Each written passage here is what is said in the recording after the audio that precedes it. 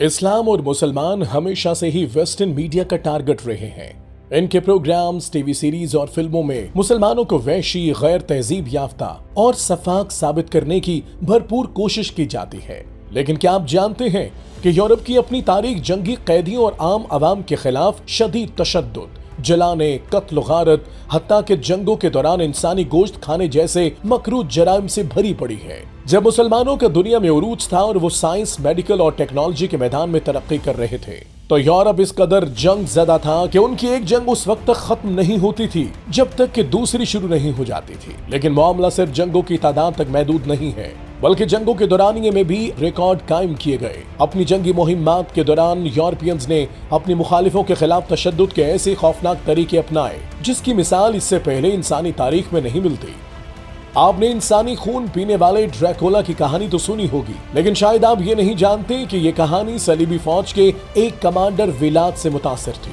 अगर यूरोपियंस के इंसानी गोश्त खाने की हौलनाकी को दूसरों ने बयान किया होता तो शायद कोई इस पर यकीन न करता, लेकिन जिन दो लोगों ने इसे सबसे पहले रिपोर्ट किया वो फ्रांसीसी सहाफी थे, जिन्होंने इस हवाले से फ्रांसीसी अखबार ली बोइन में एक आर्टिकल शाया किया था। इस आर्टिकल में इस बात की तस्दीक की गई थी कि यरूशलेम पर कब्जे की मुहिम के दौरान सलीबी फौजियों की खुराक मुख्तलिफ शहरों के पकड़े गए मुसलमान होते थे। इस रिपोर्ट में खास तौर पर शाम के शहर मारतुल नोमान का जिक्र किया गया था, जहां सलीबी फौजी 12 दिसंबर 1098 को दाखिल हुए और पहले ही दिन 20,000 से ज्यादा शहरियों को हलाक कर दिया गया था। रिपोर्ट में इस मुहिम में हिस्सा लेने वालों में से एक का हवाला देते हुए कहा गया है कि सलीबी फौज ने पहले मुसलमानों को कत्ल किया। जो जवान थे उनके गोश्त को बर्तनों में उबाला गया, बच्चों के गोश्त को सीखों पर चढ़ाकर भूना गया। एक ऐनी शाहिद ने यह बयान करते हुए लिखा कि हम भेड़ बकरियों की तरह मुसलमानों के जिस्म के कई टुकड़े करते थे। हमारे फौजियों में से कुछ तो उनका गोश्त कच्चा ही खा जाते थे।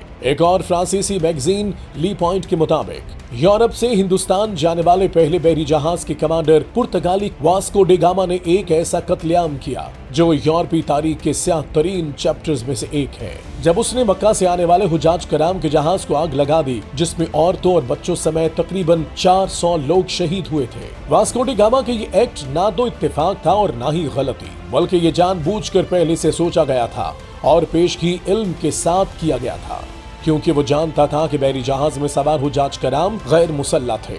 उसने हुजाज से कोई रकम लेने से भी इनकार कर दिया। इसी तरह अंदलस में इस्लामी हुकूमत के ज़वाल के बाद यूरोप में रह जाने वाले मुसलमानों को या तो जिंदा जला दिया जाता या जबरदस्ती उनका मजहब तब्दील करा दिया जाता। लेकिन मगरब के मुसलमानों के खिलाफ इन हौलनाकियों के बरक्स मुसलमानों का रवैया उनके साथ बिल्कुल मुख्तलिफ रहा। उसकी गवाही भी यूरोपी स्कॉलर्स खुद देते हैं। मारूफ बरतानवी राइटर कैरन आर्मस्ट्रांग अपनी किताब यरूशलेम एक शहर 3 मज़ाहिब में लिखती हैं कि यूरोप पर 700 साल हुकूमत के दौरान ईसाइयों और यहूदियों को अपने मजहब पर अमल करने की मुकम्मल आज़ादी थी और उनके चर्च और इबादत गाहें महफूज थी। खास तौर पर यहूदियों ने जितनी तालीम और तरक्की मुसलमानों के दौरे हुकूमत में हासिल की, तारीख में इसकी मिसाल नहीं मिलती।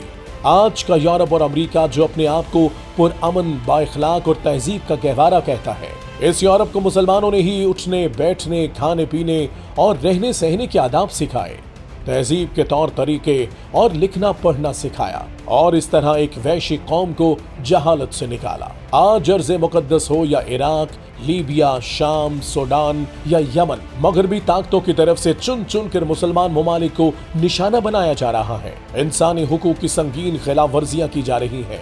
तारीख, हकाइक और मगरिब के जंगी जराइम और उनकी हौलनाकियों को सामने रखते हुए ये समझना मुश्किल नहीं है कि मुसलमानों के कत्लेआम पर और इंसानी हुकूक की पामालियों पर मगरिब खामोश क्यों है।